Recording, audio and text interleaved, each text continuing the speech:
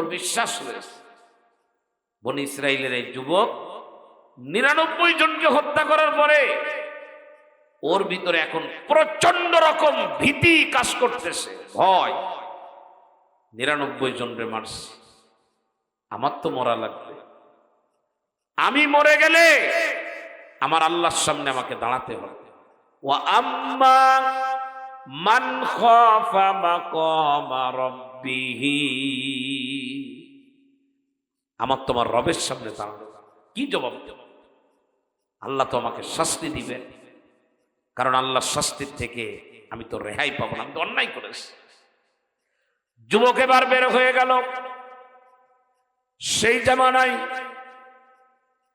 যাদের কাছে তাওরাতের জ্ঞান থাকতো তাদেরকে এখন যেমন কোরআনের জ্ঞান থাকলে আলেম বলে, তাদেরকে রাহেব বলা হতো, পাদ্রী।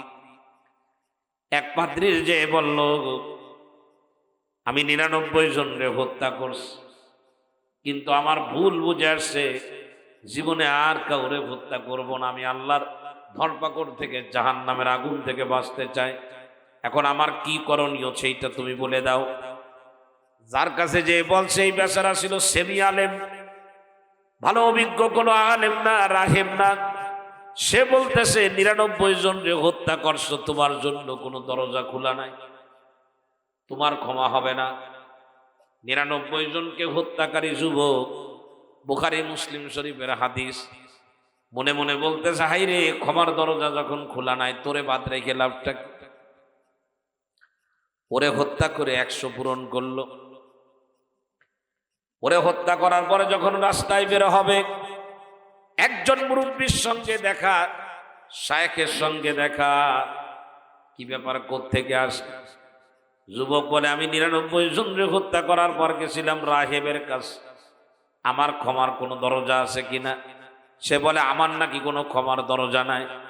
তো দরজা যখন খোলাই নাই, ওরে বাদ দিয়ে লাভ কি, ওরে দিয়ে 100 পুরা করছে। মুরব্বী তখন বলে, ওগো যুবক, তুমি যার কাছে গেছো জানে না, বরং আমি তোমারে বলতেছি, তুমি শোনো। ওই যে তিলকাল করিয়া ওই যে গ্রাম দেখছো, ওই গ্রামের মধ্যে একজন ভালো তাওরাতের জ্ঞানী আছে, ভালো তাওরাতের জ্ঞান রাখে। তুমি দৌড়ায় তার কাছে যাও, সে তোমারে বলে দেবে তোমার করণীয় কি, কেমনে তুমি আল্লাহর হাত থেকে বাঁচবা। আমি আপনাদের পায়ে হাত রেখে বলি, ক্ষমার দরজা খোলা, কিন্তু চাটুকারের জন্য কোনো দরজা খোলা নাই, মুনাফেকের জন্য দরজা বন্ধ।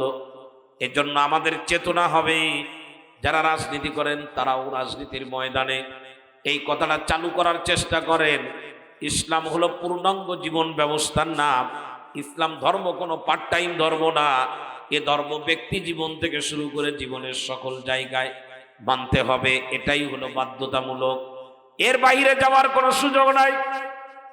এবার ওই যুবক ওই যে গ্রামের ভিতরে জ্ঞানী আছে, মুরব্বী বলে দিয়েছে, ওই গ্রামের দিকে দৌড়ানো শুরু করে দিল। কিছু দূর দৌড়ায় যাওয়ার পর মালাকুল মউত হাজির হয়ে গেছে। মালাকুল মউত বলে, আর দৌড়ানো লাগবে না, তোমার শেষ হয়ে গেছে সময়, তোমাকে এখন নিয়ে যাওয়া হবে। মালাকুল মউত তার রূহ বের করে দিল। প্রিয় ভাইরারে, আমার রূহ বের করার পরে এই রূহ নেওয়ার জন্য 2 দল ফেরেশতা আসছে। ইমানদারের রূহ বহনকারীরাও আসছে, আবার কাফেরের রূহ বহনকারীরাও আসছে। 2 দল যখন টানাটানি লাগানো, কারা নেবে রূহ? আল্লাহ রাব্বুল আলামিন বললেন, ফেরেশতাদেরকে বলে দিলেন, ও ফেরেশতারা, জমিন মাপো। সে যদি অধিকাংশ রাস্তা আমার দিকে এসে থাকে, তার নামটা যাবে ইমানদারের খাতায়, তার রূহ ইমানদারের রূহ বহনকারীরা নিবে। জমিন মাপা শুরু হয়ে গেল। তাফসীরের হাদিসের কিতাবের মধ্যে বর্ণনা আসে, যখন ওর রূহ বের করবে, মাটিতে পড়ে গেছে, কিন্তু বুক হেঁচড়ায় একটু সামনের দিকে গেছে। ওই যতটুকু গেছে, জমিন মাপ দিয়ে দেখা গেল ওইটুকু রাস্তা সে সামনের দিকে বেশি চলে গেছে। আর এক বর্ণনা আসে, অধিকাংশ রাস্তা বাকি ছিল, অল্প রাস্তা সে আসছে। ফেরেশতারা মাপ দেওয়ার আগে আমার আল্লাহ লম্বা রাস্তাকে খাটো বানায় দিলেন, আর পিছনের অল্প রাস্তাকে লম্বা বানায় দিলেন। মাপ দিয়ে দেখা গেল যুবক আল্লাহর দিকে বেশি চলে গেছে। আল্লাহ রাব্বুল আলামিন বলেন, যে বান্দা আমার দিকে বেশি আসে ওই বান্দারে আমি ফিরায় দিতে পারি না, সুতরাং আমার ওই বান্দাকে আমি আল্লাহ জান্নাতি ঘোষণা করে দিলাম। এ দরজা খোলা, ভুল হলে ক্ষমার দরজা খোলা, কিন্তু চালাকি করলে, মুনাফিকি করলে তার জন্য কি খোলা নাই? আমি মনে হয় বুঝাইতে পেরেছি, মনে হয় নাকি? বলেন, ইসলাম ফুল টাইম না পার্ট টাইম? ইসলাম সব জায়গায় চালানোর মতো ধর্ম, নাকি বেছে বেছে কিছু জায়গায় চালানোর মতো ধর্ম? জোরে বলেন। সব জায়গায়।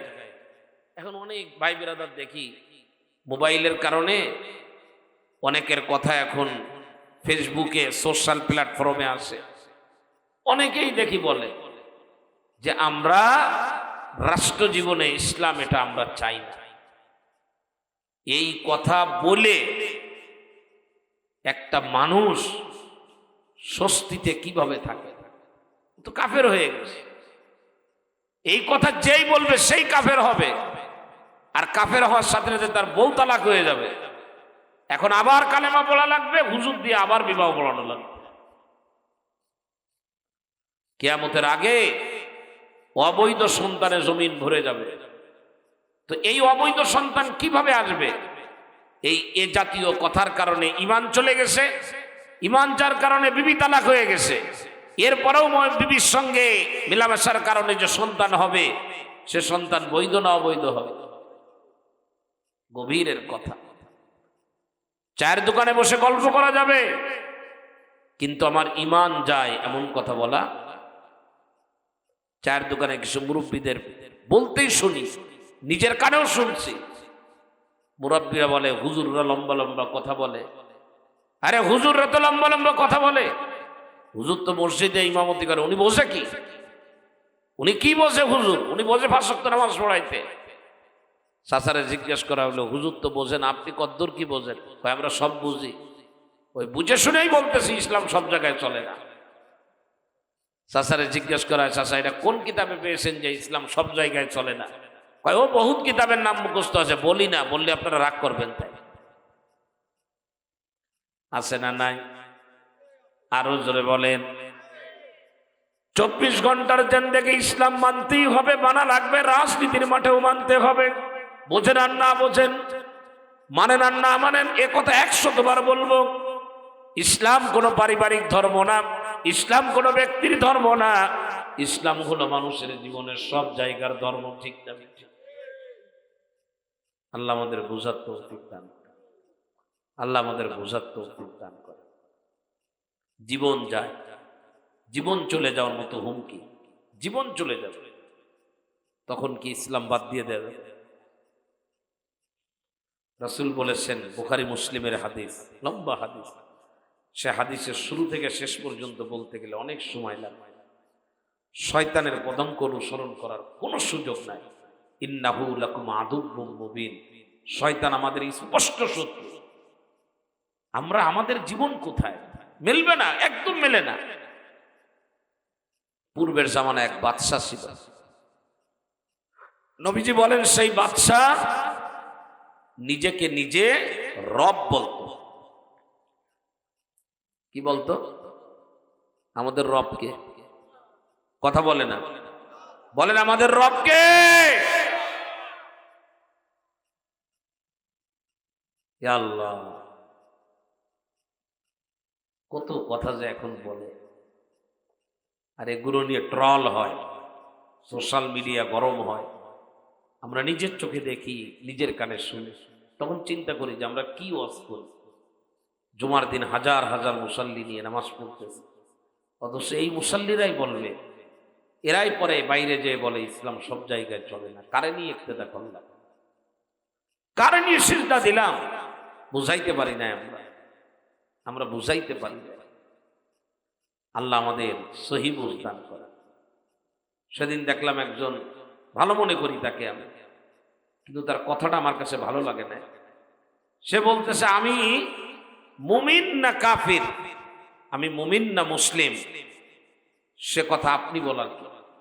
মানে হুজুররা বলার কে? সে বলতে চায় আচ্ছা, হুজুররা যদি এইটা না বলেন তো হুজুররা বলবেন? কথা বলে না। এক্সরে মেশিন চেনেন? এক্সরে মেশিন, মেশিনের মধ্যে ঢুকায় দেয়, নাড়ি বুড়ি দেখা যায়, একটা মেশিন আছে না? এক্সরে মেশিনের একটা প্লেট দেয়, কি দেয়? এক্সরে রিপোর্ট এরকম একটা প্লেট দেয় না?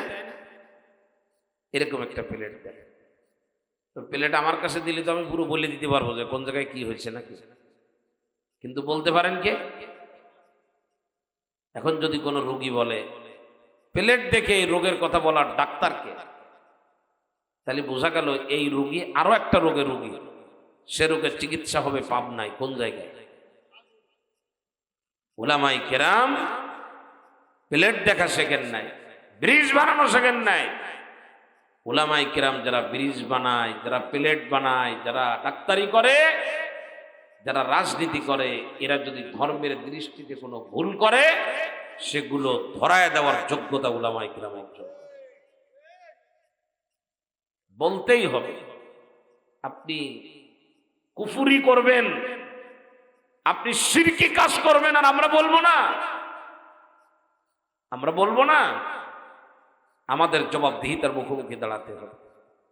এজন্য আমরা মার্জিত ভাবে কোন নাম নেওয়া ছাড়া, কোন দলকে নির্দিষ্ট বলা ছাড়া আমরা উন্মুক্ত ভাবে বলি, এই কথা বলবেন না যে কথা ইমানের সাথে যায় না।